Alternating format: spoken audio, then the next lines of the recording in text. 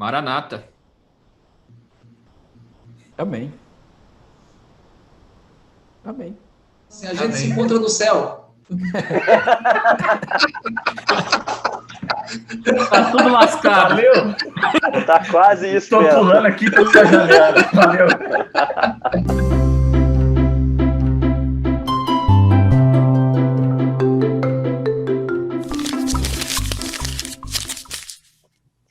E aí, pessoal, tudo bem com vocês? Obrigado por mais uma vez estarem aqui conosco. Hoje, nosso time completo, mais uma vez, eu, Gustavo, Jones, Rafael, Vinícius e Wendel, para pensarmos algumas coisas que têm sido difíceis para nós engolirmos diante de tudo que nós temos visto e vivenciado. Mas nós queremos, claro, como o papel de pão, pensar de maneira simples para essa nossa vida complicada. E hoje o que nós queremos falar é a respeito das injustiças. Claro que a gente tem acompanhado isso já há muito tempo, porém, ultimamente, parece que a coisa anda pior. A gente agora vê gente sofrendo de forma assim intensa, faltando leitos, faltando insumo, faltando tudo, e parece que diante de injustiça, de desvios, e as coisas aqui no nosso país parece que nunca caminham para frente. Parece que a nossa justiça é realmente cega, né? E não no sentido de balançar ou balancear as coisas. Então, diante de tudo isso que tem acontecido, né? Tantas pessoas padecendo, as dificuldades, o pessoal tendo que trabalhar, ônibus lotados e para tudo, como é que faz isso? Mas eu quero perguntar então para vocês, meus amigos, diante de tanta injustiça, será que Deus não está vendo isso? E se está vendo, por que ele não está fazendo nada? Por que ele não para com isso de uma vez e põe esse povo para parar de ser sofredor? E aí? Quero ver agora vocês com essa, hein? Será que Deus não está vendo esse tanto de injustiça? Se está vendo, por que ele não está fazendo nada? Bom, na verdade, eu creio muito, para início de conversa, que tudo o que nós estamos passando justamente por causa da justiça de Deus, tá? Eu penso assim, tudo que estamos enfrentando, tudo que estamos passando é a justiça de Deus acontecendo sobre a face da terra por conta do nosso próprio pecado, por conta da própria queda humana que feriu, né, os desígnios de Deus, que feriu a vontade de Deus e a santidade de Deus. Agora, o que nós temos que pensar, Gustavo, é sobre o conceito correto de felicidade, o conceito correto de justiça, porque quando nós lemos, por exemplo, o livro de Malaquias, especificamente a parte final ali do capítulo número 3, nós vamos encontrar ali falando sobre um falso conceito de felicidade. E a gente vê ali o texto falando sobre, bom é ser ímpio, porque o ímpio prospera, né? O ímpio vai tudo bem com ele, e etc. Eu faço até questão de ler o texto, no versículo 15 do capítulo 3, fala assim: ora, pois nós reputamos por felizes os soberbos, também os que cometem impiedade e prosperam. Sim, eles tentam ao Senhor e escapam. Ou seja, o povo que estava sendo confrontado aqui estava vendo esta corrupção toda acontecendo ali no contexto em que Malaquias escreve, e eles começam talvez o próprio povo de Deus começa a olhar para esse contexto e falar: esse povo comete tanto iniquidade e não há justiça para eles. Só que nós não podemos perder de vista que a justiça verdadeira, e o próprio capítulo vai nos mostrar isso lá no finalzinho, vai nos mostrar que a justiça verdadeira ainda está por vir. Nós sabemos que quando o Cristo retornar, aí a verdadeira justiça será aplicada, e os que foram injustiçados, né, pelo sistema, serão, de fato, beneficiados e receberão de Deus a plena justiça, haja vista estamos em Cristo Jesus. Gustavão, vocês concordam com isso? Eu concordo muito com isso e quero até complementar o que o Wendel está falando aqui, e também usando dois textos bíblicos aqui, né? Primeiro, o texto de Romanos 9, verso 22, diz assim: e se Deus, querendo mostrar a sua ira e tornar conhecido o seu poder, suportou com grande paciência os vasos de sua ira preparados para a destruição. Então, Paulo aqui está argumentando sobre o povo de Deus, e ele está argumentando sobre dois tipos de pessoas. Ele vai chamar aqui nesse texto de vasos de honra e vasos de desonra, ou vasos de ira. Então, Jesus também, contando a parábola do joio e do trigo, também faz essa comparação. Ele diz, olha, existem dois tipos de pessoas, o joio e o trigo, e ambos serão colhidos. A grande diferença que Jesus coloca na parábola é que o joio será colhido e será enviado para o fogo ardente, que arde eternamente, o inferno eterno, e o trigo será colhido para o seu celeiro. Então, nesse sentido, o que o Enio está falando faz todo sentido, para ser redundante aqui, né? Mas a ideia é justamente essa. A nossa justiça é uma justiça que vai se manifestar na pessoa de Cristo no seu retorno final. De forma que o que a gente vive hoje não é a caracterização da justiça de Deus no mundo, mas é uma sombra dessa justiça através da sua graça comum, através do atributo de Deus, da justiça de Deus, que foi comunicado a todos os homens. Mas essa justiça comunicada a nós foi distorcida por causa do pecado, e por isso a gente vive num mundo injusto, num mundo corrupto, num mundo que não caminha conforme aquilo que é certo, conforme aquilo que é correto aos olhos de Deus. Então, são duas coisas que a gente precisa distinguir aqui. O mundo é corrupto, não é por causa de Deus, é por causa do pecado. E a justiça de Deus será aplicada, mas no tempo dele. E ele suporta a injustiça nos dias de hoje por causa do seu povo, como ele diz lá em Romanos 9. Por causa dos vasos de honra, ele suporta os vasos de desonra. Ele está esperando que o povo dele se complete para então vir aplicar o juízo dele. Como a gente vê em diversos textos bíblicos, mas são muitos mesmo. A Ageu, Malaquias, enfim, vários textos falam sobre isso. Mas aí, diante disso, a gente está falando aqui, vocês falaram, né, de uma justiça futura, no qual o cristão aguarda, né, o trigo aí vai fazer a diferença. Mas e hoje? Nós não temos esperança de que isso vai melhorar, que o nosso país vai melhorar, diante dessas decisões que estão sendo tomadas ontem. Nós tivemos uma difícil aí, né? Essa semana tivemos uma difícil de anulação de julgamentos. E será que hoje a gente então não tem esperança? O cristão, ele simplesmente aguarda o futuro? E aí? Gustavo, você falou bem legal aí. Ontem aconteceu uma decisão e aí a gente às vezes usa essa expressão, que é difícil de engolir. Né? Difícil de engolir. E aí eu gostaria de ir para um termo hebraico que aparece inúmeras vezes no Antigo Testamento, e muitas vezes mal traduzido o termo, que é o Naham, né? Eu gosto de usar a palavra Naham, porque se usa garganta para falar. E a tradução basicamente é isso. Deus está segurando aqui, ele está por aqui com as coisas que estão acontecendo, ele está indignado com o que está acontecendo, mas ele segura isso na sua misericórdia, suportando para fazer na hora certa, para descer a sua mão como justiça na hora correta. Tá? Então, quando você pergunta se Deus vai fazer alguma coisa agora, vai entrar aquilo que o Vinícius acabou de dizer. Ele não vai fazer agora porque ele vai fazer na hora certa. Então, não há esperança das coisas melhorarem. De acordo com a Bíblia, as coisas vão piorar. Tá? Qual é a esperança do mundo? Aí entra a igreja. Aí entra cada um de nós. Nós fazemos a diferença aqui, nós temos que trabalhar para fazer a diferença aqui. Geralmente a igreja hoje se assenta e espera uma ação milagrosa ou de Deus ou do governo. Pelo contrário, nós somos a ação de Deus aqui, nós somos a própria mão de Deus aqui nessa terra. Se há alguma esperança, essa esperança está na igreja e não nas circunstâncias.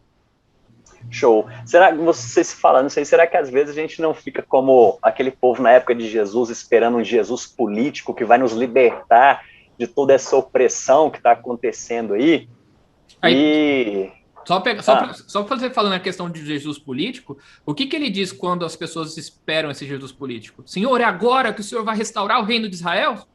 O que ele vai dizer? Não vos compete conhecer tempos ou épocas. Antes, vão para Jerusalém, porque eu derramarei sobre vocês o meu espírito. Então, quem recebeu o poder para mudar a situação? Foi o povo, o poder do próprio Deus, inclusive. O povo dele, a igreja, né? Show, excelente. E pensando nisso, existe até um livro com esse título, né? Queria que a gente pudesse pensar, eu vou passar por Jones. Por que os ímpios, então, prosperam? Não que acho que um crente não prospera. Olha o livro aí! Aê! Excelente, Lloyd Jones. Por que, então, respondendo essa pergunta, por que ímpios prosperam? Pergunta para o autor do livro, o Jones. Esse aí, ótimo, Jones. Apesar de ser Lloyd Jones, eu nunca li esse livro, então vou deixar pro Rafa falar. Mas deixa eu voltar umas coisas aqui, amarrar uns pontos nas falas de vocês. Hoje eu estava aqui mais quieto e não querendo falar muito, só para escutar vocês falando e aprender com vocês. Mas o pastor não aguenta, né? Ficar quieto só ouvindo. Não aguenta ficar quieto só ouvindo. Tem uma coisa interessante, voltando lá atrás, a pergunta, por que Deus está irado? Por que ele tem que derramar sua justiça? Eu acho que essa é uma pergunta válida, porque a ideia de justiça hoje para a nossa sociedade é um bem-estar social. Né? No utilitarismo, acredita que a justiça é fazer a maior quantidade de pessoas felizes. Pegando lá os gregos, né, justiça como o bem da sociedade, cada um cumprindo o seu papel. É um conceito abstrato, é um conceito que não tem nada a ver com o caráter de Deus. O conceito secular não entende o caráter de Deus. Se nós voltarmos na nossa cosmovisão básica, Deus criou todas as coisas. E Deus imprimiu em todas as coisas o seu caráter, aquilo que ele é. Então, ele criou as coisas à sua semelhança e ele criou o homem à sua imagem e semelhança, obra-prima da criação. E por que Deus está irado? Justamente porque o homem pecou. Porque por causa do pecado, da queda, o homem destruiu a justiça, a paz que tinha na criação, né? O shalom, que é a harmonia da criação. Então, o homem destruiu a boa criação de Deus e a imagem de Deus, e como a imagem e a glória de Deus é a coisa mais valiosa de todo o universo, a ofensa é eterna, porque é uma ofensa contra a glória de Deus. Por isso Deus está irado, por isso que Deus vai derramar a justiça, por isso que o Brasil passa por essas coisas, né? Às vezes as pessoas pensam num Deus apenas de amor, Deus não odeia, Deus só ama. Isso não está na Bíblia. Na verdade, na Bíblia nós vemos um Deus irado. Sim, um Deus irado com uma ira justa. Nada de injustiça, não é a mesma ira que nós temos, que é uma ira... como que nós podemos denotar a nossa ira? Compulsória? Egoísta. Egoísta. Não é uma ira justa. Mas ele está irado, sim, por causa do pecado. Jones, isso é tão interessante porque isso muda a maneira que a gente enxerga a justiça. Sua explicação é extraordinária. Porque a justiça não é algo que parte do que eu penso ou do que é importante para mim. Mas é algo que vem da perspectiva de Deus. Sim. O que é justo aos olhos de Deus, para Deus e com Deus. Né? E aí os cristãos deveriam ter esse sentimento. Né? Porque às vezes a gente fala, eu estou sendo injustiçado. Qual que é o parâmetro para você dizer isso? Né? É Deus que está sendo desonrado? Ou é você pessoalmente? Porque são duas coisas distintas. Então, eu só queria enfatizar isso aí, porque o que você está falando é muito importante. Legal. Eu vou contar como eu comecei um sermão esses dias atrás. Eu estava falando da justiça que vem pela fé. A justiça que vem pela fé é a salvação, né? E aí eu iniciei assim, existe pelo menos duas formas de Deus demonstrar a sua justiça no mundo, né, que são as formas definitivas. A primeira forma é condenando. Deus é justo, vai condenar todo pecado, toda injustiça. Então, essa é a primeira forma. E a Bíblia diz que a condenação é o inferno, o lugar que nós chamamos de inferno. Então, Deus é justo, vai condenar. Ele é longânimo, ele espera o tempo certo da condenação, o juízo final vai vir. Então, às vezes, nós vemos os ímpios prosperando, como o Salmo 74, o Salmo de Asaf, né? Que diz que ele quase tropeçou ao ver a prosperidade dos ímpios. Então, ele se atinou para o fim deles, que é a justiça, o juízo. E aí nós temos outra questão, Salmo 73, obrigado, Vinícius. Então, nós temos outra questão, outra forma de Deus manifestar a sua justiça, demonstrar a sua justiça. A primeira é condenando, e a segunda é perdoando, condenando Cristo em nosso lugar. Só existem essas duas formas, definitivamente falando.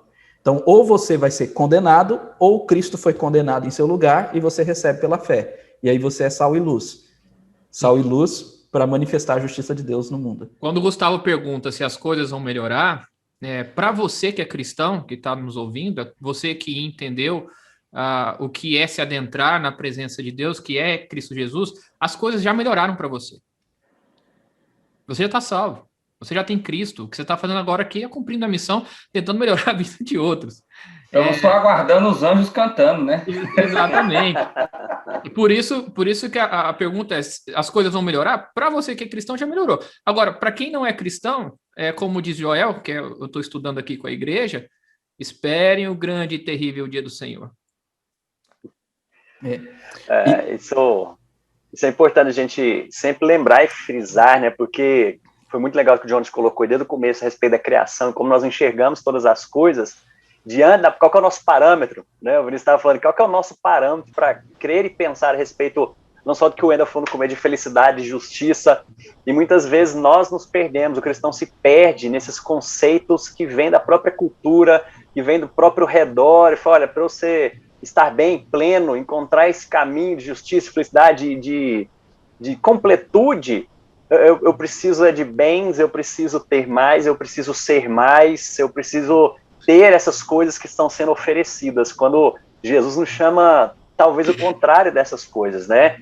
E aí, pode ser que a gente se perde, nós temos nos perdido muito nessa caminhada, mas eu quero que a gente possa pensar, eu sei que o John estava querendo a palavra aqui, né, ia falar, mas eu queria que a gente pudesse pensar de maneira prática aqui, porque senão pode dar a impressão de que nós estamos falando aqui, a gente não tem esperança clara nesse tempo aqui, nisso que nós estamos falando, a nossa esperança futura, que isso vai voltar, e a gente descansa nisso, mas hoje existe algo como cristão que nós podemos fazer para combater a injustiça, e talvez a gente precise olhar um pouco para trás assim, e pensar o que é ser justo, né? Como que nós aplicamos isso no nosso dia a dia, para não ficar simplesmente uma espera do porvir, porque a gente também vive o presente e Deus nos chama a isso. Então, como que nós podemos combater a injustiça? Como o cristão se porta?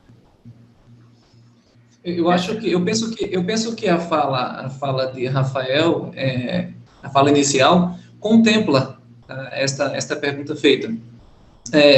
Antes, só destacar uma coisa, de continuar especificamente nisso, nós precisamos entender que em nós mesmos, nós também somos, de certa forma, injustos, tá? Em nós mesmos. Eu explico isso.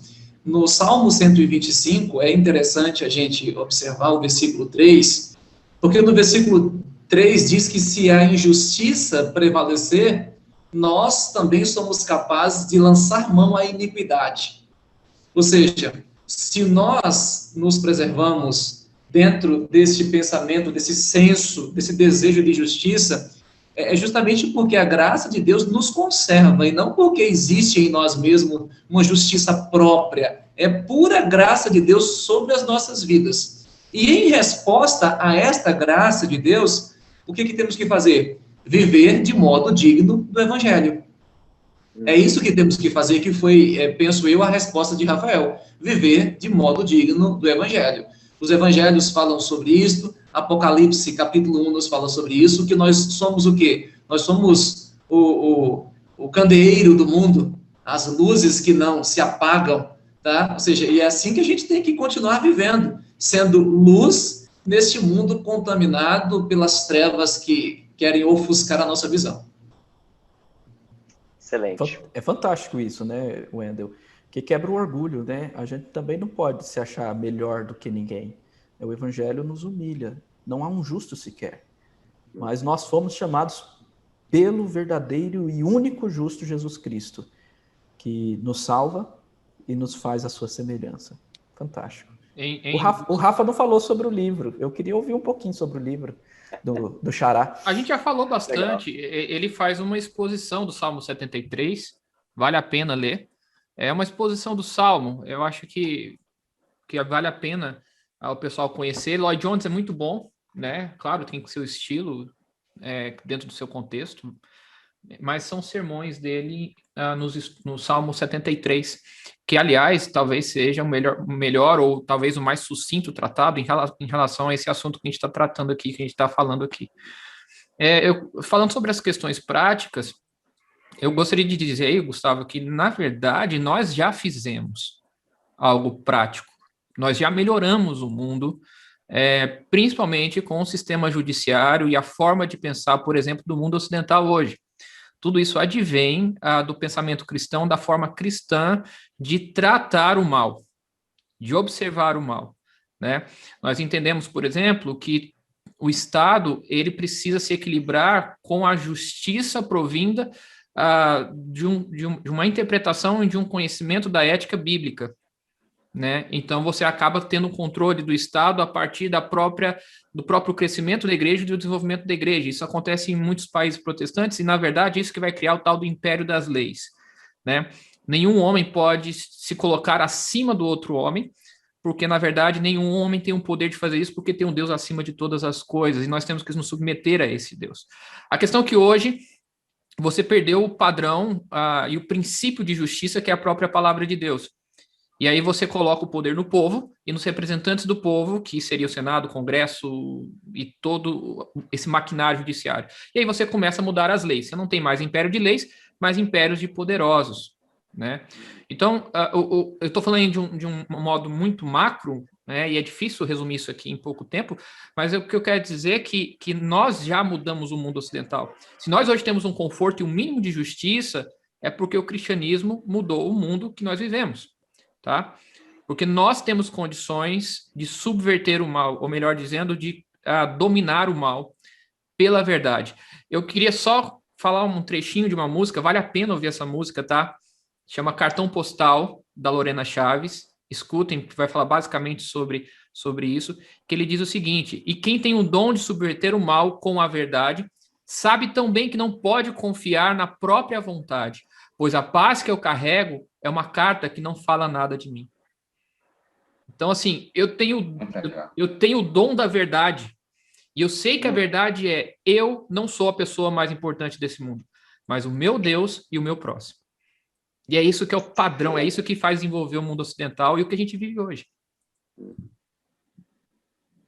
Gustavão, uma coisa que eu acho assim, bem interessante, que as pessoas que possam estar me ouvindo podem estar pensando é o seguinte: tá, entendi na prática, então, mas é possível, já que o mundo é tão corrupto, né, já que, por exemplo, eu sou jurista e a gente vê que a decisão que foi tomada ontem em relação ao ex-presidente Lula, independente dos questionamentos jurídicos que possam ter, há argumentos sólidos e não sólidos de todas as vertentes, mas o ponto é que está muito claro que a decisão não foi tomada por questões jurídicas, ela foi tomada por questões políticas.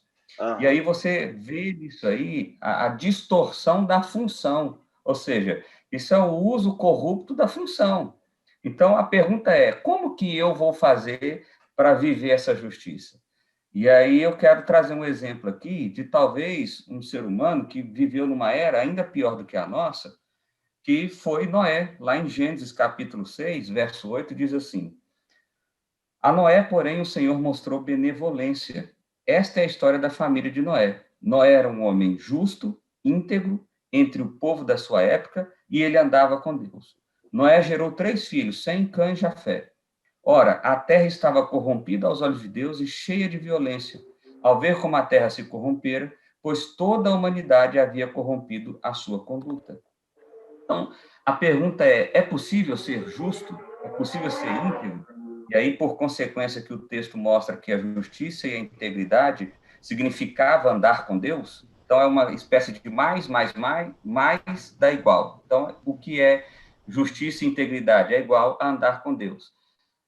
É possível, mesmo num mundo extremamente caído e corrupto. Agora, isso só é possível, se voltar para o conceito que o Johnny já trouxe aqui para nós, se nós vivermos pela fé. Se a nossa justiça for uma justiça que busca a fé. Se a gente viver para a glória de Deus. Se a justiça for algo que busca a santidade de Deus e não a nossa honra, a nossa vontade ou os nossos desejos e coisa nesse sentido. Então, essa é uma palavra de encorajamento. O mundo é corrupto, meu irmão. As funções que muitos exercem de maneira corrupta. Agora, qual é a sua função? O que você está fazendo? Qual lugar que Deus te colocou? Porque é nesse lugar que é para você ser um agente da justiça de Deus. É nesse lugar que é para você ter o impacto do reino. Então, é como o Rafa colocou, historicamente, o cristianismo já fez uma contribuição muito grande. E nos tempos atuais também fazemos. Se você tirar as quantidades de instituições que tem que fazem trabalho de justiça e misericórdia, como orfanato, hospital, a casa de recuperação de drogados e coisas nesse sentido, que igrejas que o evangelho, de certa forma, impulsionou. Se você tirar isso do Brasil, por exemplo, o que vai acontecer com essas pessoas? A gente não sabe. Então, esse é o ponto. Nós precisamos continuar manifestando a justiça de Deus. Não porque cremos que o mundo vai melhorar e a igreja vai conquistar tudo. Não, não, não. Porque nós cremos que somos agentes dessa justiça, uma vez que a fé, o perdão, já nos foi dado por graça. Tem um termo que a gente usa muito aqui nas nossas falas, né, de cosmovisão, e isso tem se falado muito no meio evangélico, protestante, ultimamente. Eu creio que é exatamente esse o ponto. Isso que vocês estão falando, que o Vinícius acabou de falar, é onde você está. Nós talvez estamos pensando aqui, porque fica mais evidente, né, nas esferas superiores de poder e tudo, mas isso não adianta se nós também não fizermos aqui a nossa parte. Então, é tudo que a gente faz, a gente começa a entender, nós começamos a entender, tudo que a gente faz é para a honra e glória do Senhor, fazer para o Senhor, no nome do Senhor, como se fosse para o Senhor. Então, é a esfera que você está, nós precisamos sim dos melhores juristas, nós precisamos dos melhores políticos, dos melhores dentistas, dos melhores médicos, das melhores donas de casa, dos melhores historiadores, filósofos. Essa, eu creio que é a nossa parte nisso também, a gente se dedicar e entender o nosso papel dentro da sociedade, dentro do cristianismo. Essa história que nós estamos falando aqui de Noé, de tantas pessoas que foram justas e retas diante de Deus, nós também fazemos parte da continuidade dessa história, até Jesus Cristo voltar por toda a eternidade. Muitas vezes nós olhamos para esses grandes nomes e falamos, olha, realmente, Deus separa uns, né, para ter o nome registrado ali na Bíblia, em toda a história, mas nós somos chamados. Um pouco mais cedo nós estamos falando de pastores que são assim, né, que são anônimos e que fizeram tanto pelo reino de Deus. E claro, a gente tem esses nomes que são muito conhecidos aí, mas tem muita gente boa fazendo. Então, eu creio que envolve o nosso papel como cidadão, como retos, como justos diante de Deus, exercendo tudo isso que vocês estão falando aí, viver de acordo com o nosso chamado, viver de acordo com aquilo que Deus nos colocou para fazer. Eu creio que vai em direção a isso daí, né? Se alguém está nos ouvindo aqui, ele fala, como é que eu faço diante de tantas coisas? Faz o que você foi chamado para fazer de modo excelente, para o Senhor, de forma reta, obedeçam, né? Mas, e assim, como eu gostaria que as pessoas pudessem ouvir isso daqui e ter esse senso, rapaz, eu vou fazer isso. Porque, como eu disse lá antes, a gente se perde tanta, acho que é tentação mesmo, de tanta coisa que vem ao nosso redor, e a gente fica olhando, cara, eu acho que eu fui chamado, eu quero ser rico. Eu quero poder simplesmente desfrutar disso que tem. E o problema não é esse, o problema não é ter dinheiro ou não ter. Mas eu tô falando, aí, eu quero prosperar no carrão. E o problema em si não é simplesmente a questão do dinheiro, mas é onde está o nosso coração em toda essa história. Por que nós estamos fazendo? E por isso é importante olhar para o Evangelho todos os dias, né, Gustavo? Porque há uma tendência no nosso coração. Eu acho que eu penso isso muitas vezes, e tantas vezes eu preciso olhar de novo para o Evangelho e refazer quem eu sou, né? Rever a minha identidade em Cristo, porque quando a gente olha para a corrupção humana, quando a gente olha para decisões que acontecem, quando a gente olha para o caos que está, a gente fala, gente, acabou, não, agora já era, larga a mão de tudo, porque aqui agora não tem mais esperança. E aí a gente tem que lembrar, peraí, tem sim, porque como o Rafa já disse, nós já ganhamos tudo, nós já temos tudo, né? Então a gente já tem uma... A gente já prosperou. Já prosperou, exatamente, a gente já prosperou. Eu falei aqui, vou passar para o Jones, mas eu falei aqui para os jovens sobre vocação, desse final de semana, que eu acho que eu já comentei isso aqui no episódio nosso. Eu falei, qual é a sua vocação? Aí muitos entendem, não, eu não sou vocacionado no sentido que eu não quero ser pastor ou missionário. Ou então eu não sou vocacionado porque eu não quero exercer meus dons na igreja. Então minha vocação seria tocar na igreja. Cara, isso não é sua vocação, né? Simplesmente isso. Não é isso, simplesmente resumido nessas coisas. Cara, sua vocação é viver para o Senhor tudo que você faz. Então, antes de você pensar num curso aí, eu vou falar aqui, assim, né, que a maioria escolhe a medicina porque quer ganhar dinheiro, né? Porque quer realmente ter essa vida, assim, às vezes escolhe um outro curso, é por status. E os pais colocam isso na mente dos filhos, eu esqueci o termo aqui. Loucura! Insanidade. Essa miséria que a gente tem vivido. É exatamente isso, cara. Porcaria. Pensamento nosso pós-moderno aqui, né, de tirar exatamente essa essência, ensina para os filhos o que importa é isso, ao invés de se importar com o reino e fazer tudo isso justamente por conta do que está acontecendo e Deus nos usando como chave, né? Fala, Jones. Falou que escolhe medicina por dinheiro, eu fiquei pensando em quem escolhe filosofia, história, biologia, é por amor, né? Quer ver coisa pedagogia. Pedagogia. Direito não, direito ganha muito. A maioria está no sinal aí.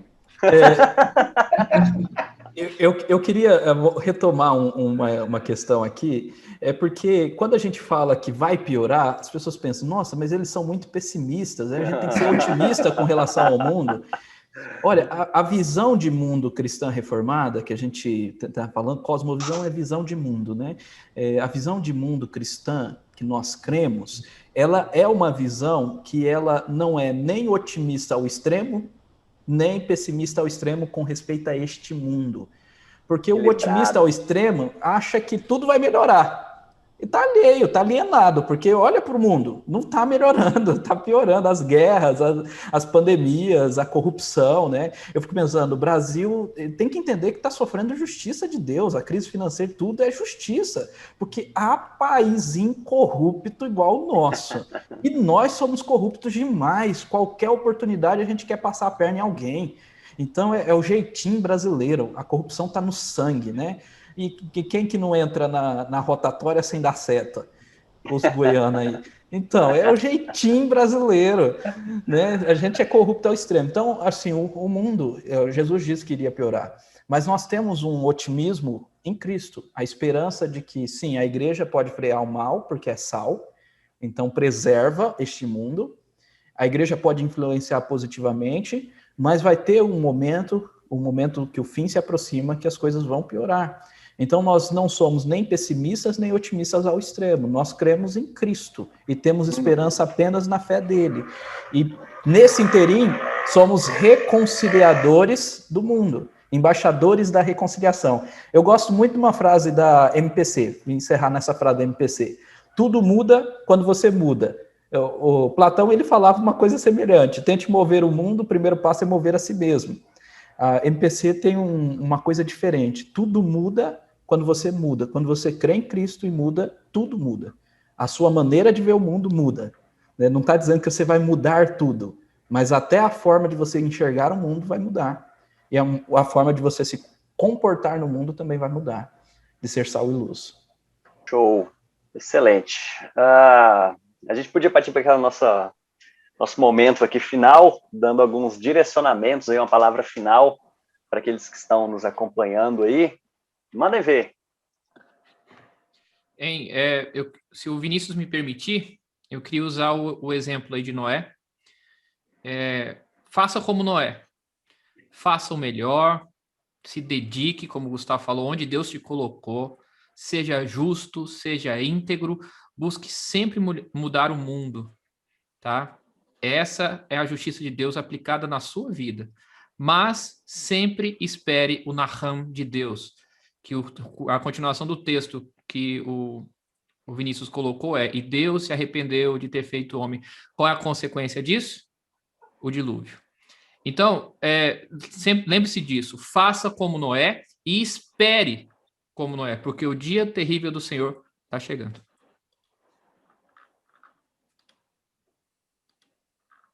Eu vou concluir com a minha fala com um versículo bíblico, né?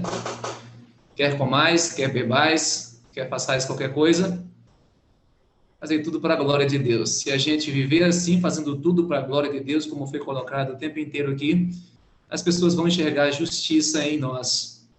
E é esse o nosso papel. Eu também vou aproveitar e vou terminar aqui com um texto bíblico também. Um texto que foi tanto citado aqui, né, o Salmo 73, só o verso 1, 2 e 3, que ele diz assim: certamente Deus é bom para Israel, para os puros de coração. Quanto a mim, os meus pés quase tropeçaram, por pouco não escorreguei, pois tive inveja dos arrogantes quando vi a prosperidade desses ímpios. Eu acho que essa é uma tentação que recorrentemente vem aos nossos corações.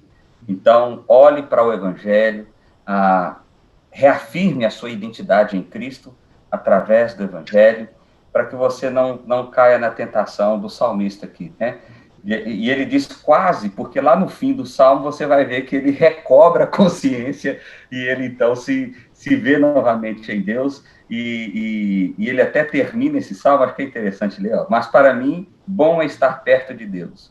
Fiz do soberano Senhor o meu refúgio, proclamarei todos os seus feitos.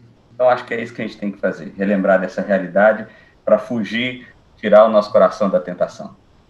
Maranata. Amém. Amém. Amém. Então, o Jones tem mais nada para falar, não. Beleza, a gente encerra assim mesmo. Gente, você vai querer falar mesmo, não, Jones? Eu vou passar a régua. Então, beleza. Encerrado. Pessoal, olha para o Senhor, olha para Cristo, olha o que está reservado para nós, a coroa da justiça, a qual nós receberemos da mão do nosso Mestre, nosso Senhor e Salvador. Olha para Ele e a gente segue por aqui. Muito obrigado pela sua presença, sua companhia aqui conosco. Obrigado, meus amigos, por mais um tempo aqui juntos. Deus abençoe cada um de vocês e até a próxima. Valeu! Valeu!